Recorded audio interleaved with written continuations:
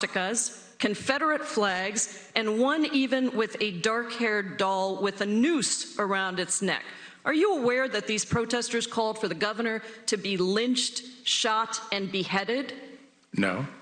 You're not aware of that? I was not aware of it. Major protests in Michigan. You're the Attorney General, and you didn't know that the protesters called for the governor to be lynched, shot, and beheaded. So obviously you couldn't be concerned about that. Well, there are a lot of protests around the United States, and on June 1st, I was worried about the District of Columbia, which is federal. In certain parts of the country, you're very aware of those, but when protesters with guns and swastikas and Confederate flags, excuse me, Mr. Barr, this is my time and I control it.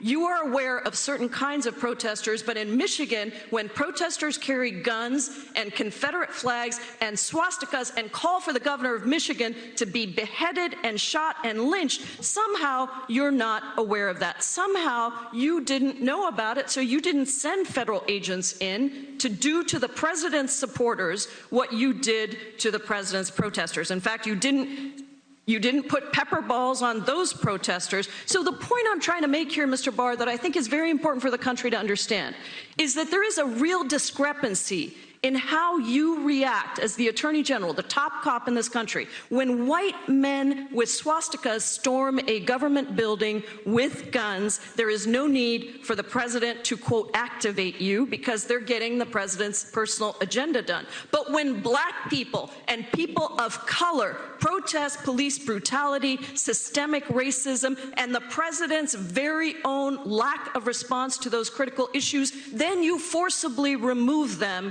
with armed federal officers, pepper bombs, because they are considered terrorists by the president. You take an aggressive approach to Black Lives Matter protests, but not to right-wing extremists threatening to lynch a governor if it's for the president's benefit. Did I get it right, Mr. Barr? I have responsibility for the federal government, and the White House is the seat of the executive branch. Mr. Barr, let me just make